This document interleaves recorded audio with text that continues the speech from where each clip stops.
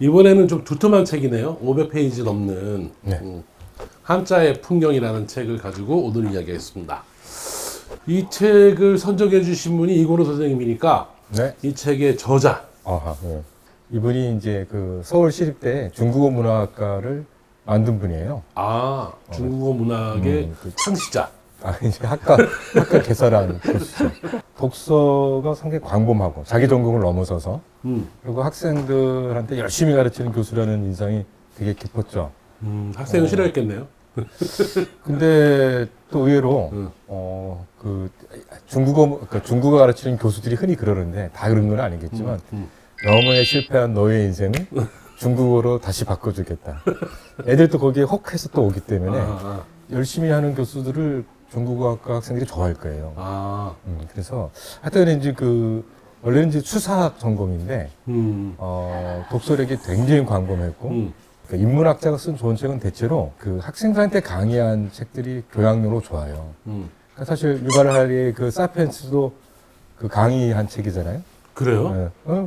저기 히브리대 학생들한테. 그러니까 히브리대 학생들이 이 21세기에도 구약만 역사로 알고 있어서 전반적인 보편적인 이야기를 좀 빅히스토리잖아요. 그걸 강의한 거잖아요.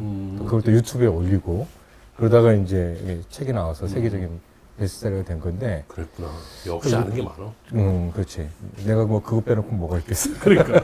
이분이 그 본격 저술로는 첫 책인 것 같네요. 책이죠. 논문은 많이 쓰셨는데 아, 진짜? 책을 썼다는 거는 이제 그동안의 연구 성과가 또 강의 성과가 만큼 쌓였다는 얘기인데. 그러니까 이제 중국어과를 왔는데 중국어 문화학과지만 시립대는 한자를 싫어하거나 공부하지 않은 세대에게 어떻게 하면 한자의 흥미를 좀 일으켜 세울 것인가 에 초점을 맞추고 있는데, 그러니까 우리가 이제 이런 한자의 어원에 대해서 역사에 대해서 알고 있는 것들은 대부분 자전 형식으로 쭉 글자를 뭐 가나다 순으로 나열하고 그것에 어떤 그런 연원을 설명해 주는 식이잖아요, 흔히.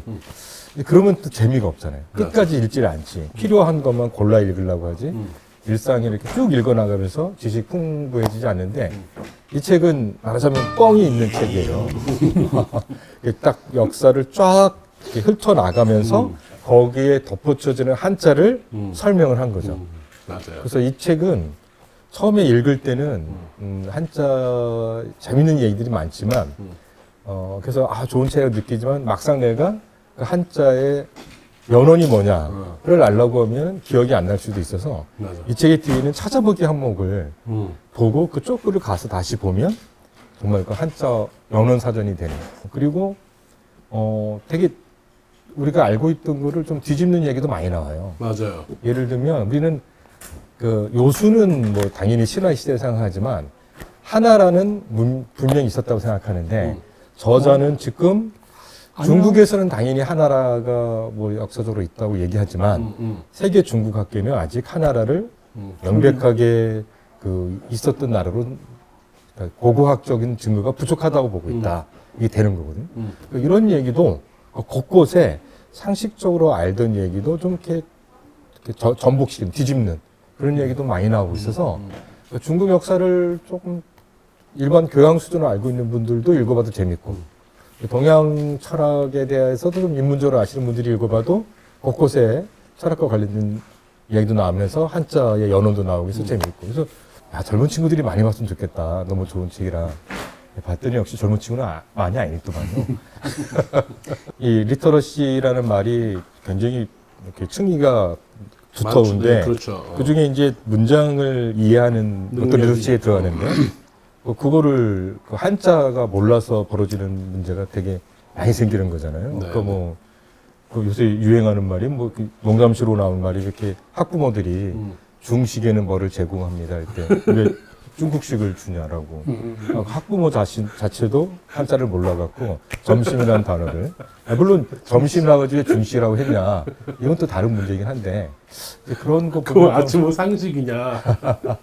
근데 이제 이런 이 책이 가능한 이유가 가령 서양의 알파베트라든지 우리나라의 국민적인 기억 니은을 가지고는 이렇게 풍부하고 재미있는 이야기가 물론 할 수 있지만 좀 어려워. 왜냐하면은 한자라는 건 기본적으로 뜻글자이기 때문에 그 자체가 갖고 있는 이야기, 네. 글자 하나에 담겨 있는 서사들이 뒷평이 굉장히 많은 글자고 우리나라의 가령 기역자는 이 목청의 꺾어진 모습을 형상한다라는 말 한마디 한 다음에는 더 이상 할 말이 없어. 아니, 그런 차이 때문에 이런 책이 더 가능하다는 생각도 들어요. 표의 문자냐 포문 문자에서 차이가 나오는 거고. 그러니까 희한하게도 한자는 원래는 이제 상형 문자 예. 그 뜻글자로 시작했다가 예. 나중에 뜻이 이렇게 풍부하게 퍼지면서 뜻뿐만 아니라 음도 그럼요. 충분히 드러날 수 전 있는 세계의 표현적 요소까지 이렇게 들어가 있는 전 세계 표의로만 또는 표음으로만 이루어져 있는 문자는 단 하나도 없다고 그래요. 전 세계 언어학에서 보면은 모든 것은 다 혼합이 돼 있는데 그러니까. 이제 출발을 보자면은 그래도 한자는 이제 표의에서 시작을 했기 때문에 그렇지. 예, 상형에서 시작을 했기 때문에 그렇게 말을 하는 거죠. 그럼 제가 이 책의 이제 목차를 보니까 처음에 이제 글자라는 게 쓰여진 게 인류학적으로 치면 한 5,000년 정도 잡고 있던데 처음에 글자가 어떻게 중국 글자 한자가 어떻게 만들어졌는가 이게 이제 굉장히 매우 중요한 진짜 스타트인데 한자가 그 만들어졌다는 걸 우리가 알기 위해서는 뭔가 증거가 있어야 되잖아. 네. 근데 이 한자 같은 경우에는 뼈다구에 갑골 문자라고 해서 뼈다구에 증거가 거북 등껍질이나 짐승의 뼈, 짐승뼈 중에서 좀 굵직한 예. 엉치뼈나 견갑골이라고 견갑골. 그러는데 이 어깨에서 그러니까. 내려오는 뼈가 넓적하잖아요. 그러니까 넓적한데. 이제 각본문 봤어요? 실제로 각본문은 봤어요?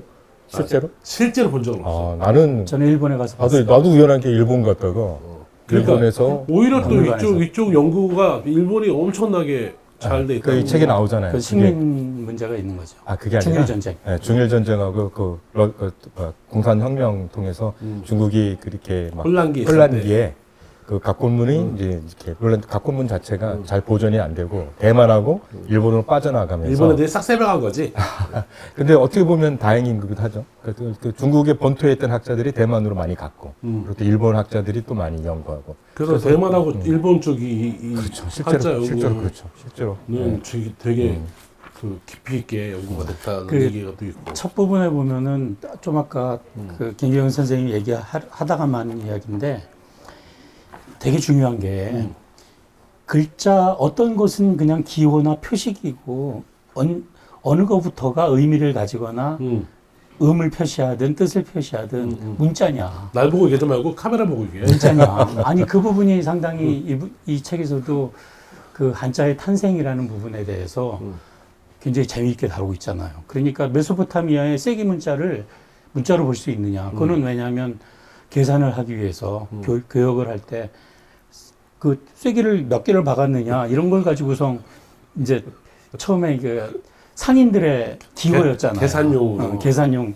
근데 중국에서도 동일하게 도자기 입구에 이렇게 찍은 모양이 발견되다가 그걸 문자라고 안 보고 그렇죠. 드디어 갑골문 정도에 와서 이제 제대로 뭔가를 상징하거나 표시할 때 문자를 그때부터는 이제 정식으로 문자로 본다. 근데 이게 문자가 그런 딱 부분. 원래부터 하나가 딱 정해진 게 아니라 우리나라 같은 경우에는 이제 세종대학이 글자 모양을 딱 정했잖아. 근데 이제 중국의 문자 같은 경우에는 문자 자체에 변천사가 있더라고. 그래서 이게 이제 그 상나라 때의 문자하고 실제로 그 주나라 때의 문자하고 그 다음에 이제 금문이라고 해서 청동기에 새겨져 있는 그 시기의 문자하고 그 다음에 이제 진시황이 천하를 통일하고 나서 쓰였던 예서의 문자하고 이게 모양이 달라져요. 달라지는데 또 이렇게 다 또 연관이 있고 있지. 있고. 그래서 네. 내가 제일 재밌었던 거는 이 글자가 이 글자로 변했다가 이렇게 변하는구나. 그러면서 뜻도- 왜 중국인의 의식이라고 할까? 뜻도 달라지고. 이런 것이 어떻게 변화되는지 어찌 보면 중국 글자의 심증 심리? 맞아요. 라고나 할까 이것도 읽어낼 수 있는데 저자가 굉장히 기뻐할 지금 발언을 하고 그런 것 그래서 나는 이거 보면서 깜짝 놀랐어. 내가 예를 들면 법붕자 같은 경우가 이게 원래 6단어명 2개가 붙어 있잖아. 나는 그래서 이제 이게 2개의 사람이라고 생각했거든. 근데 그런 뜻이 아니라 이 책에 의하면 붕이라고 하는 게 그렇게 전설의 새가 큰 새가 움직이면 작은 새도 따라 움직인다고 해서 같이 한다, 따라 움직인다라는 데서 법붕자가 나온 형상화된 거라는 게 그런 거는 많이 나오면서. 나오잖아. 그러니까. 밝을 명자가 우리는 그러니까. 해하고 달이라 생각하지만 그게 아니고 따져봤더니 그게 그 어두운 방 안에서. 창가. 창가에 비친 밝은 달. 달이. 그러니까 우리가 날 일이라고 보는 게 그 창이고 그렇지. 거기에 비쳐 들어오는 달빛을 것을 따는 옆에다가 달 그림을 그린 건데 어두운 방 안에서 오히려 밝은 조그만 창문을 보면서 그게 밝을 명이다. 라고 바깥에 했다는. 이제 그래서 이거는 달이 보이니까. 이거는 원래 쓰여져 있었던 그런 각골문이라든지 이런 거를 보지 못했다면 그런 뜻이 뭔지 못했다면 전혀 파악할 수 없었던. 그러니까 그 명자를 날일과 달월이 합쳐져서 두 개가 합쳐졌으니까 밝을 굉장히 밝지 않느냐라는 거 그런 식의 해석을 축자적 해석이라 그래요. 그러니까 현재 있는 글자를 가지고 그래서. 분해를 해서 그것이 뭘 뜻한다라고 하는 식의 설명이 축자적인 해석인데 그래서 축자적 해석이 굉장히 위험해요. 맞아요. 예, 그렇게 해석하면 안 되고 유래와 기원을 알아야 된다는 건데 그런 얘기가 이제 담뿍 담겨 있는 거죠. 그러니까 책에. 재밌는 게 이 책이 이제 우리는 사실 이제 그 한자의 연원에 대해서 설문해자가 가장 막강한 권위를 가졌는데 설문해자가 각골문을 보지 못하고 쓰여진 책이기 때문에 사실 그 풀이도 잘못된 게 많다는 거잖아요. 많더라고. 그런데 이제 각골문을 발견함으로써 또 각골문 연구가 상당히 각골문 연구가 어느 정도 잘 되어 있느냐. 각골문이라는 게 점친 결과인데 거기에 정인이라고 점친 사람들의 이름이 있고 그것들의 뭐 점친 시 이런 게 있으니까 쭉 나열해 보니까 사기에는 그 음봉기에 이 임금들의 그 수나 같다는 거 아니에요. 맞아. 그러니까 정인의 이게, 숫자하고 다 임금의 숫자하고 거의 딱 같아. 아구가 맞아서 그 사바천의 사기에 나오는 그 상을 또 음이라고 하니까 음봉기의 임금의 그 순서가 그 직위 순서가 맞더라 해서 각군문이 그냥 단지 그냥 그런 점친 결과물이 아니라 그에 대한 연구가 역사적으로. 깊어지면서 역사를 입증해내는 중요한 결과가 됐다는 거고 또 재밌는 거는 우리는 각군문이 한자의 연울이라고 생각하는데 그게 아니고 형성자가 있는 거. 형성자라는 게 글자가 합쳐진 거. 그래서 이제 말하면 별성자 같은 경우는 날일 밀자에 생자가 있는 건데 생자가 음인 생자가 거죠. 음이 그러니까 형성자가 한 20%가 넘는 거잖아요. 각골문에. 이미 그건 뭐냐면 각골문이 굉장히 성장하고 성숙한 한자였다는 완성돼 거. 있는. 그래서 이 책 보면은 그 대문구 유적에서 발굴된 도기에 있는 문자. 그러니까 아침 단자 특히 이 문제 갖고 살면서 지금 뭐 그 전에도 이렇게 도기에 찍혀 있는 글자들이 있지만 실질적으로 지금 한자의 출발로 보고 있는 거는 대문구 유적에서 발굴된 도기에 찍혀 있는 그런 상형 문자들이다 보고 있는 거잖아요. 그러니까 각골문이 출발이 아니라 각골문은 벌써 이미 굉장히 성숙하고 성장한 문자라는 걸 알 수가 있는 맞아. 거고. 그러니까 이게 성숙하면서 얼마나 많은. 그러니까 이게 사실은 그러니까 우리가 대체로 보면 이제 그러니까 상형 문자다 보니까 대부분 구체적으로 그렸는데 이게 문자가 많아지니까 구체성에서 추상성으로 넘어가는 거 아니에요? 그렇지. 그 저자의 또 이 독서력, 내가 이 저자가 참 책을 많이 읽는 분들을 평소 봤다고 했잖아요.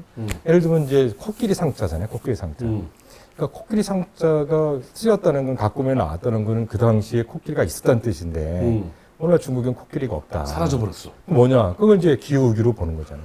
그러니까. 갑작스러운 기후위기나 남벌, 남핵 이런 것 때문에 코끼리가 사라지는 건데 그러니까 없어지는 건데 중국 본토에서 그럴 때 이제 상자는 원래 코끼리를 뜻하다가 상상의 상자가 된다는 거잖아요. 이런 식으로 원래 아주 구체성에서 추상성으로 가는 게 이게 한자가 많아지면서이기도 하지만 그 역사적으로 그 기후 변동이나 그 어떤 환경 파괴, 남핵 같은 것 때문에 생긴 문제 때문에도 구체적인 코끼리가 이제 그런 추상적인 상상의 상자로 넘어가는 이런 것도 아주 잘 말해주고 있어서 상당히 흥미로운 거예요. 안희건 선생님 같은 경우에는 그 서양 철학 이쪽이 전공이라서 이 책 어떻게 재밌게 봤어요? 우리가 알고 있는 상식을 완전히 한자에 대한 상식을 깨는 부분들이 굉장히 재밌었어요. 맞아. 뭐냐면 가령 입구자 같은 경우가 입구자 아주 들어가는, 재밌는데 이 시라카와 시즈카 맞아, 굉장히 맞아. 유명한 분인데 번역도 많이 되어 예, 있더라고. 그분의 최근에 나온 책 중에 상용자해 그 책 이렇게 두꺼운 책인데 길에서 나온 책. 도서출판 길에서 나온 책인데 뭐 살려고 그런 하다가 책도 포기했어. 있고 그러는데 그것도 그분이 굉장히 이제 좋은 책이에요. 각골문의 권위자 중에 한 분인데 우리가 그 네모자를 입구자로 그동안 생각해왔는데 각골문을 보면은 뿔이 두 개 붙어 있어가지고 그게 그릇 형태를 형상하는 거다. 충문. 이렇게 해서 비읍자랑 우리나라랑 비읍자랑 비슷하죠. 제사 지낼 때 그래서 쓰는 제사 지낼 때 그릇, 보는 충문을 그릇에 담는 그릇이라고. 뭐가 담겨 있는 그런 모습을 상징하는 건데 그 글자로 해석하면은 알릴 고자라든지 뭐 여러 가지 글자들이 울명자, 전부, 울명자. 전부 해결이 된다는 거예요. 그래서 전부 제사와 관련된 또는 뭐 하늘에 비는 이런 것들로 그 글자들이 만들어졌다는 걸 우리가 다 추측할 수 있다. 그래서 글자 하나가 아니라 그 입구자를 비읍자로 해석한 그 글자 하나 가지고 여러 가지 글자들의 수수께끼가 다 풀리는 거죠. 그런 식의 그 연구 모습을 보여주는 것도 그렇고, 가령 나자가 좀 복잡하게 생겼죠. 근데 나자가 원래 벌자, 정벌을 한다 그럴 때 벌자에서 나왔고, 벌자는 그 인변에다가 창과자를 쓰는 건데, 창 들고 있는 사람. 네, 창 들고 있는 사람인데, 그래서 창 들고 있는 사람이 나라는 거예요. 그러니까 이게 전쟁과 이 끊임없이 그 이웃 부족과 싸우고 하던 당시에 그때 시대 그런 상황. 문화를 반영을 하는데, 이게 최초에는 창과자에서 나온 거잖아요. 과자에다가 사람 인변이 붙어서 그게 변해서 나자가 되고, 그러니까 더 복잡해지고, 그 나자가 마지막에는 뜻의자가 되는 거야. 응? 정의롭다 그럴 때 의자요. 그래서 그 정의롭다 그럴 때 의자는 나자 위에다가 양의 양양자를 붙인 양양자를 거지. 붙여서, 그래서 나안데 엄청난 인격자, 기품이 있고 멋있는 사람. 그래서 그게 정의로운 의자가 된다라는 거죠. 그때는 이미 이제 귀족 사회 내지는 그 지배 계급들이 확실하게 뚜렷하게 생기고, 그런 사람들에게 이 정의롭다는 의미에, 기품이 있다는 의미에, 좀 다른 인종이라는 의미에 의자를 붙였다는 거죠. 이런 식으로 발전해 가면서 결국 이렇게 뭐 만인과 싸우는 그런 시대에서 나라는 어떤 개체의 뚜렷한 정체성을 보이기 위한 글자가 나오고, 그것이 계급을 상징하는 그 높은 계급을 상징하는 의자까지 가고 하는 식의 이런 것들을 그러니까 보여주는 그런 이분의 부분. 독서량은 네. 그런 의미에서 보면 약간 나는 그 중국판 사피엔스 동서양에 있는 책들을 로마로부터 시작해서 이 서양의 고대의 사례와 중국의 고대 사례를 비교하기도 하고, 그러면서 동서양을 막 넘나들더라고. 그다음 뭐 뇌과학책도 들어오고, 그러니까 막 들어오고. 뭐 모디아니 그 미술론도 들어오고, 이종모 관장의 달력책도 들어오고 막 이러더라고. 그래서 이게 단순히 우리가 흔히 그냥 쉽게 생각하는 상형 문자의 제자 원리를 사실 학자들의 제대로 된 연구들을 소개를 하면서 그러니까. 사실은 그 당시 문화를 우리가 상상으로 그랬을 것이다 하는 식의 신화적인 데서 탈피해서 실제로 그 당시의 문화, 중국 문화를 그대로 보여주는 그런 효과가 있어서 역사서로도 훌륭하고 문자학, 언어학의 책으로도 굉장히 훌륭하고 재밌는 그런 게 책인 것 같아요. 예. 그 아까 말한 근문이 청동기에 새긴 건데, 청동기가 원래 청동이 안 했다는 얘기 기억나? 그렇지. 네, 그렇죠. 청동기는 뭐 쓰는 아니 그게 아니라 원래는 홍동인데 붉은색인데 녹슬어가지고. 녹슬어가 땅 속에 구리는 있다가 녹이 구리는 슬어서 붉은죽죽하니까. 우리가 이제 봤을 때는 청동이 된다. 사실 우리가 이제 이렇게 언어라 이제 규정을 해버려서 사실 이제 결과물로 청동이라 한 건데 원래는 홍동이고, 그리고 그때만 하도 반짝반짝 빛났대잖아. 그러니까 얘기가 되고. 더군다나 동자라는 글자가 없어서 그때는 다 세급자 써서 그 금문이라는 게 금속이라는 뜻인 거지, 말하자면. 그러니까 금자가 이렇게 널리 쓰였다는 거예요. 그러니까 아니 이게 깨알 같은 이야기들이 그 책을 긴장하고 읽는 게 왜 우리가 이게 굉장히 중요하다 생각하다가 어느 때는 좀 쉬면서 이렇게 쉬면 슬쩍 넘어가야 되는데 그 일반 책에 쉬면서 넘어갈 안 넘어가. 쯤에 이제 굉장히 중요한 하나 정보들이 더 들어와. 나와서 사실 또 그 유왕이야, 여왕이야. 그 왜 또 우리 여왕이 사실은 통치를 잘못해서 그 신하들이 쫓아내고 그리고 이제 재상 정치를 하다가 나중에 다시 불러서 공화정. 할 때 이제 그 전체 문구를 이제 공화라고 따서 하고, 그 공화가 리퍼블릭의 번역으로 이제 일본 애들이 쓰는 나중에 쓰게 건데, 되는 거지. 이 책에 보면 되게 재밌는 거는 이제 전체 구절이라는 공자와 화자를 따서 쓴 게 아니라 그때 공화라는 인물이 있었다고 한 딱 사람 이름이 있는 거지. 하는데, 또 재밌는 건 그게 또 여러 가지 다른 자료를 통해서 얘기하고 있고, 이런 것들 보면, 그리고 또 사실은 우리 육아 쪽 공부하는 사람들이 보면 죽석인연은 일종의 이제 그 위서라 굉장히 인용하면 안 되는 책으로 돼 있고 국내엔 번역도 안 돼 있는데, 맞아. 사실은 뭐 이렇게 문자학적으로 분석해 보면 죽석인연의 중요한 어떤 내용이 맞다는 거 아니에요, 또. 그러니까 진나라가 분석행위 하면서 다른 나라들 역사 싹 태워버렸는데 그게 발견돼가지고 이게 진짜냐 가짜냐. 그치. 나중에 사마천이 사실은 그 춘추 시대 때 역사를 정리할 때 없으니까 이제 진설을 중심으로 해가지고 서술을 했는데 이게 맞냐. 그럴 때 딱 발굴된 거잖아. 그러니까요. 그게 위나라의 역사를 기록한 책이라고. 근데 이제 국내 번역도 안 돼 있고. 하여튼 너무 이제 뭐 미소로만 얘기되니까. 근데 어쨌든 문자학적으로 보게 되면 죽석인연의 일정한 부분이 또 맞는 거로 또 판명이 되고. 그러니까 이런 것들이 아주 뭐 읽는 재미도 있고, 새롭게 아는 재미도 있고. 근데 이런 것들이 이제 아마추어가 하면 사실은 이거 어디 함부로 가서 얘기가 되게 하기 어려운데. 그렇지. 워낙 아는 척하기 힘들지. 정통해서 어긋나는 말들이. 근데 이제 공부한 사람이 책임지고, 자기가 어떤 관점에서 딱 얘기해 주니까 어디 가서 이렇게 야 이런 얘기도 있더라 재밌다 우리가 그동안 알고 있는 거하고 다른 이렇게 하면서 아주 우리 책 읽고 이렇게 이야기한다는 게 되게 재밌는 건데 그런 재밌는 그 소스를 너무 많이 주는. 근데 내가 제일 즐거웠던 거는 제가 제일 취약한 부분이 내가 한자 출발이 이제 중고등학교 때 배웠던 한자에 기초한 거잖아. 그거의 확장인데 사실은 근문 고서를 내가 읽어본 적이 없거든. 그러니까 한자가 어떻게 형성이 되는지가 늘 궁금했었어. 그래서 옛날에 한자의 기원 이런 책들 보면 한자 쉽게 설명하는 기원을 알아야 뭐 한자를 안다나 그 쉽게 설명한 책인데 이 책 읽어보니까 그 책도 가짜야. 그런 그 밝은 명자 같은 게 그런 거잖아. 그렇구나. 해하고 달이 동시에 나올 리가 없는데. 그 상식을 뒤져엎는 그런 것들이 이 책에서 많이 발견해서 난 되게 재밌었던 거죠. 아까 우리가 지금까지 쭉 얘기한 게 상식적으로 알던 것들. 아까 말한 뭐 명자 함부로 파자해서 날일자, 달월자로 보는 거라든지 이런 식의 단순한. 그다음에 우리가 설문해자에 너무 의존하다 보니까 설문해자가 각골문을 몰라서 말했던 그 한자의 연원을 너무 또 고지고대로 알고 있다가 각골문을 보고 비교했을 때 이게 아니라는 걸 알게 되는 재미. 나는 설문해자가 가장 오래된 중국 한자 사전이니까 그렇지.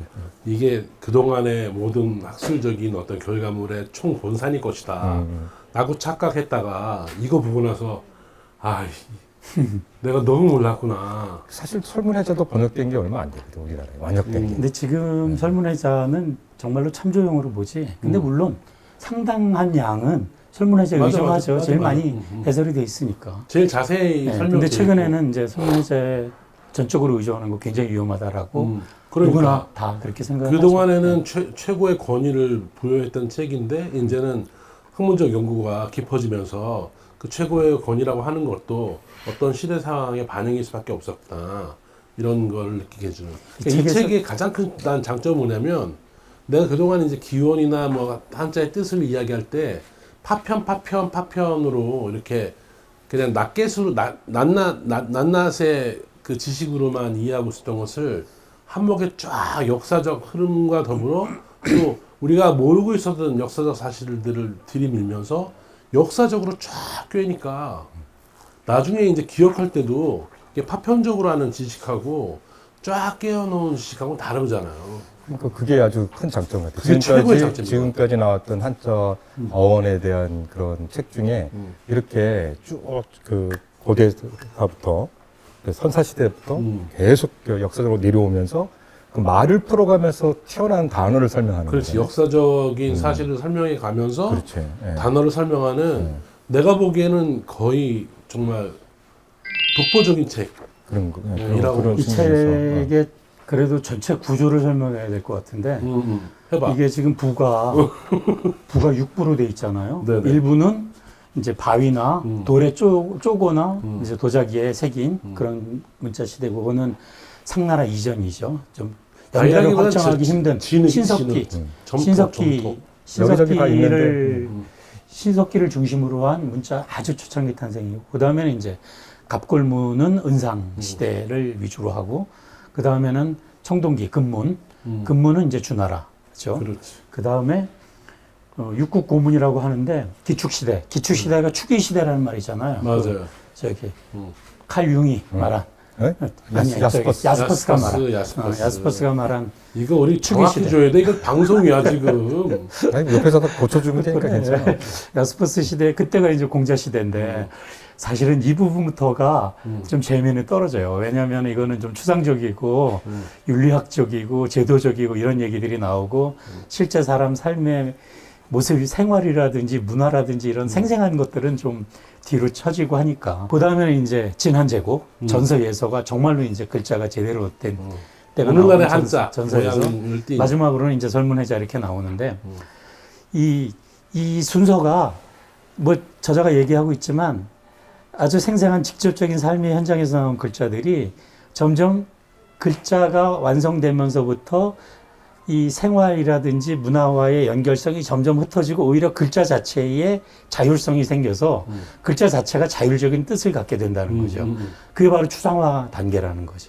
그래서 아까 말씀드린 의자가 예전에는 그 나자의 기품이 높은 관료라든지 벼슬아치들이 자기를 드러내기 위해서 정의의 의자를 그런 의미로 사용된 게 이제는 의자 자체가 모든 사람이 가질 수 있는 정의로운 의자가 됐다라는 거죠. 그런 옛날에는 식으로 귀한 사람이 제사 지낼 예. 때 쓰는 어떤 예. 그 노블 한 사람만이 가질 수 있는 양가죽을 둘러쓴 멋있는 제사장 추장 같은 사람. 제사장급의 예. 위인들만 쓸 수 예. 있는 단어였는데 이제는 이제 의자가 모든 개나 소나 사람이 가질 말이나 수 다. 있는 보편적인 글자가 된 이런 식으로 추상화의 과정을 한자가 스스로 문자적인 자율성을 획득하면서 이제 어마어마하게 이제 많아지는 거죠. 그때부터는 형성의 원리가 무지무지하게 이제 적용이 되고 해서 나중에는 형성으로 만들어진 게 처음에 20%였다가 각골문 시대 때는 마지막에 80%를 점하게 된다 그러잖아요. 그렇지. 그런 식의 과정을 쭉 보여준다는 것 자체가 굉장히 재미있고 오케이 좋습니다. 예, 그렇습니다. 뭐 이 얘기 하다 보면 우리가 오늘 하루 종일 얘기해도 네. 할 얘기가 많기 때문에 그러면 이렇게 합시다. 요 책에서 난 이게 제일 재밌었다. 어차피 우리가 전체를 설명할 수는 없으니까 요 책에서 난 이게 제일 재밌었다. 아니, 그러니까 이 양반이 정말 그 이야기를 잘 꾸려나가고 있는 게 은나라 때에서 이제 준하로 오면서 천명사상이 이제 이렇게 발생하는 거고 천명이라는 것은 하늘의 명령이라는 뜻이 아니라 보편적 원칙, 법리다 이렇게 얘기하고 그러니까 이제 천명은 움직인다는 거잖아요. 움직인다. 근데 이제 그래서 이제 말하자면 역성혁명의 이야기가 나오는 거고 당연할 수밖에 없죠. 이제 그 상이 이미 그 하나라를 역성한 거고 또 이제 주나라가 상나라, 은나라를 역성한 거니까 역성혁명의 결과니까 하지만 그 외에 이론적 배경이 나오는 거고 사실 이제 천명사상이라는 게 공자 철학에 되게 중요한 건데 근데 이제 명이 움직인다, 왕권이 언제든 바뀔 수 있다는 거를 우리 소정자, 세 발 달린 소정자 그거 설명하는 대목이 나오잖아요. 그래서 이제 솥을 가져오면 얼마든지 우리가 왕권을 차지한다. 일종의 왕권의 어떤 상징물이지. 주 황실에 있는 솥을 가지고 오는 세 발 달린 솥을 이 얘기를 하면서 이제 정에 관련된 그런 또 뭐 각골문 한자 여어는 쭉 설명해 주는데 사실은 역사와 철학이 따로 이렇게 얘기돼서 좀 헷갈렸던 부분이 요 책을 이렇게 보면 한자 역사와 철학이 한자로 중심해서 이렇게 다시 뭉쳐지는. 그래서 상당히 흥미로워서 이제 천명이라고 하면 초월적 존재가 명령하는 거라고 흔히들 알 수가 있는데 그게 아니고 민심이 결국 민심의 결과물이라는 것을 천명이라고 표현된 거고 그래서 얼마든지 움직일 수 있다고 보는 거. 그래서 우리가 그러면 결국 맹자의 역성혁명까지도 충분히 이해할 수 있는 그런 대목들이 그러니까 그 대목을 잘 보고 있으면 다른 데에서 어설프게 알았던 게 좀 명확해지는 그런 게 있어서 말하자면 역사, 철학, 문화, 문자 다 아우르고 있는 대목이 아닐까 그런 생각이 들었어요. 이거한테는 딱 입맛에 맞는 책이겠네요. 그런 거죠 나한테는. 저는 그 문자라는 게 뭐예요? 글자를 보면서 다 같은 뜻으로 이해하는 게 문자라는 거잖아요. 그래서 문자는 약속이라고도 하잖아요. 그래서 창일이 문자를 한자를 발명을 해서 드디어 세상이 협잡과 사기가 끝나고 이제 평화롭게 서로가 약속을 잘 지키는 세상이 되었다라고 거짓말을 중국 사람들이 했는데 전혀 반대로 문자가 생기면 해석하는 사기가 시작되는 거 아닌가? 그러니까 전혀 반대로 생활과 농경과 삶 자체에 밀착되어 있던 사람들이 문자라는 중간 매개체를 통해서 결국은 문자를 아무렇게나 사실과 부합하지 않는 문자를 통해서 서로 간에 의사소통을 하면서 오히려 사기와 협잡이 세상이 어지럽게 되었다라는 또 다른 해석이 있잖아요. 맞아 있어요. 그래서 문자라는 게 사람들의 덕이라든지 이런 삶하고 어떻게 보면 직접 관련이 없이 단지 그 당시의 습속 자체를 그대로 표현해주는 거울 같은 그런 역할을 하는 게 아닌가. 문을 너무 숭상하지 말자. 이상한 얘기를 거꾸로. 아니 저는 그런 생각을 하게 그 책 되더라고요. 보면 그 뒷부분에 뭐가 나오냐면 우리는 아프리카 사바나의 뇌를 가지고 그런 거죠. 사바나의 뇌를 가지고 셰익스피어를 읽고 있다. 네, 물론 예, 맞아요. 뭐 그렇게도 제가 그런 얘기인데 생각도- 그게 뭔 얘기인 거 아니? 그 얘기가 셰익스피어를 읽는데 쓰는 에너지 때문에 사실은 사물을 제대로 볼 수 있는 눈을 잃어버리게 됐다는 거지. 그렇죠. 문자를 많이 읽고 문자의 가치수로 우리가 사물을 직시하고 사물을 그대로 볼 수 있는 그런 사물을 볼 수 있는 생생한 눈, 사바나의 눈이지. 아프리카 사바나인의 눈이 사라져가고 있는가 문명판 같은 거지. 그런 얘기가 여기 써 있어가지고 개념이라는 건 하나의 필터를 눈에다가 장착시키는 거라서 문자라든지 개념이라는 그래서 건 이 그걸 그 통해서 보게 돼 있는 거잖아요. 글줄과 세상을. 문자로 먹고 사는 나로서는 굉장히 그 좀 아픈 그 원래 대목 중에 플라톤 시대부터 나왔던 얘기야. 그렇지. 근데 그런 서양에 이야기가 있어. 그런 이야기 있어. 그런 이야기가 이 책의 중심은 아니고 그런 것까지 짚으면서 이야기를 풀어나가고 있는 게 굉장히 좀 저는 이 감탄스러웠다는 생각이 들어요. 이야기의 그 중심 얘기는 아닌데 문명이죠, 문명. 소위 말하는 중원의 문명하고 그다음에 초나라하고 그 5월이라고 하는 이 밑에 있는 옛날에 지금 오랑캐 문명이라고 하는 그게 동이까지 포함되어 있는 건데 이 문명이 컬러가 완전히 다르구나. 그렇지. 남방 중원이 다른 거. 그래서 남방이 이제 중원을 차지했기 때문에 중원이 이제 중원을 차지했기 때문에 남방 문명이 이제 사라져 버리는 건데 그 남방 문명의 하나가 바로 노자하고 장자에 살아 있는 그런 이야기를 하는데 되게 근데 반갑더라고. 재밌던 게 원래 공이라고 했잖아. 제후를. 그치? 음. 공이라 전국시대는 공이라고 하고 전국시대 와서 왕이라고 하고 왕이라는 게 양해왕이 처음으로 왕을 참칭한 게 돼 있는데 이 책에 보면 초나라에서 그 초나라는 원래부터 왕이었어. 왕이었다고 하지. 그러니까 뭐냐면 우리가 알고 있는 많은 중국 우리가 또 제자백과와 관련된 이런 사유 방식이 사실 그 뭐랄까 중원지역적 사고 방식 생각하는 거예요. 초나라를 생각하지 않고 자꾸 말하다 보니까 양해왕이 최초로 전국시대에 들어와서 비로소 공이 아니라 왕이라 참칭해서 주나라를 인정하지 않았다는데 이 책 보면 이미 춘추시대의 초나라가 이미 그 주나라를 인정하지 않은 그런 얘기도 새롭게 알게 되네요. 게다가 또 상나라하고 하상주 할 때 상나라하고 주나라가 상나라가 이 중원 동쪽 네. 이고 주나라가 중원 서쪽이잖아요. 그러니까 동하고 서의 문제인데 이 동쪽 상나라가 동이족하고도 되게 밀접한 관련이 있는데 상나라가 이제 무너지고 나서 이 상나라라고 하는 표현을 쓰지 않고 의도적으로 은나라라고 쓰는 거는 이제 수도가 몇 번 바뀌었는데 마지막 수도 은인데 이 상은 엄청나게 큰 거에 도끼가 빡 찍혀 있는 이런 엄청난 권위를 나타내는 거라면 은이라고 하는 건 뭐 그냥 지명. 그냥 아니 그게 지명이 아니라 형상적으로 치면 새 날아가는 새 붙잡는 뭘 그렇게 만들어졌지만 당시에 그렇게 만들어진 상은 거라서 고유명사고 은은 그냥 지명으로 쓰였죠. 그 당시에. 그래서 그래서 사실은 은이라고 하지 말고 상이라고 해야 되는 거예요. 상이라고 해야 되는데 은이라고 하는 은이라고 거는 하죠. 주나라도 자기 정통성을 당연히, 부여하기 네. 위해서 몇백 년 동안 아니 그 주왕이 원래 주왕이 아니었다며. 제신인가 했는데 그 주자가 그 각본을 부르면 끌려가는 손이 뭐 끌려가. 그래서 우리 왜 그 뭐지 그 백제의 의자왕이 사실은 동방의 증자라고 해서 굉장히 뛰어난 임금, 효연이 뛰어난 임금 그러니까. 알려졌는데 뭐 나오잖아. 모든 역사에서 만류에 해당하는 그러니까 마지막 임금들은 늘 폭군으로 묘사되는 그러니까 승자의 역사가 왜곡한 어떤 주왕이라는 건 면이다. 상나라 주왕을 얘기하는 예, 거예요. 마지막인데 그게 거왕. 사실은 제신인가라고 왕명이 따로 있었고 맞아 그러니까 후대에 아마 역사가 그를 주라고 걸주할 때 그 주. 주라고 했을 거다. 이게 하의 다- 걸 은혜 주. 다 흥미로운 거죠. 네, 이렇게 우리가 이 얘기 가지고 한 서너 시간 떠들 수 있을 정도로 어마어마한 얘기인데 저는 사실은 이 책을 그동안 내가 좀 한자 좀 안 해라는 사람도 읽었으면 좋겠고 그럼 엄청나게 반성할 거야. 내가 엄청 반성했어. 내가 진짜 몰랐구나.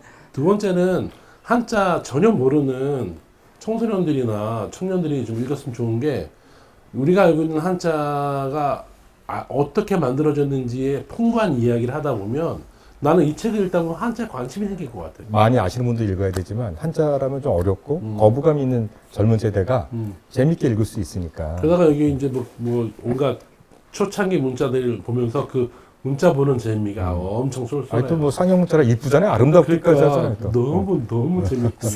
숨은 공로를 하나 좀 얘기를 해야 될 것 같은데 숨은 공로 누구 공로? 편집자의 공로. 아 왜냐하면 여기에 나와 있는 상형 문자 그림들을 그냥 책에다가 실는 거는 그다지 어려운 일이 아니에요. 근데 맞춰야지. 본문 안에 있는 이 작은 글자 한자들을 적는데 그 한자가 보통의 편집 프로그램에는 존재하지 않아요. 없어. 글자들을 상당 부분을 만들어야 되거나 아니면 아주 큰 한 벌짜리 중국과 일본과 우리나라가 다 쓰는 어마어마한 한자 프로그램을 따로 사야 돼.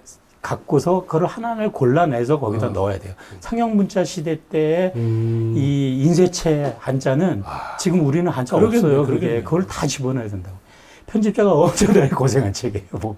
아, 이게 또 네. 책 만드는 사람이라서 편집자의 고충까지 이야기하는. 어떤- 게다가 나는 이승훈이라는 저자가 쓴 내용을 보면서 아, 한국 사람이 쓴 거라서 이렇게 이렇게 훨씬 더 흡인력이 있는 거지. 만약에 일본 사람이 쓴 거를 번역한 거면 이렇게 흡인력은 없을 것 같아. 한국 사람이 쓴 한국 국어의 어법에 맞고 국어의 사례에 맞고 한국 사람의 머릿속에서 만들어진 이 책이 나는 그래서 자랑스럽다. 이 책은 반드시 한양문고에서 한양문고에서. 구입하시면 더욱 좋습니다. 아, 저는 이 책 아들한테 한번 읽혀보고 싶은데 우리 아들이 읽을지 모르겠으나 젊은 세대가 읽었으면 참 좋겠다.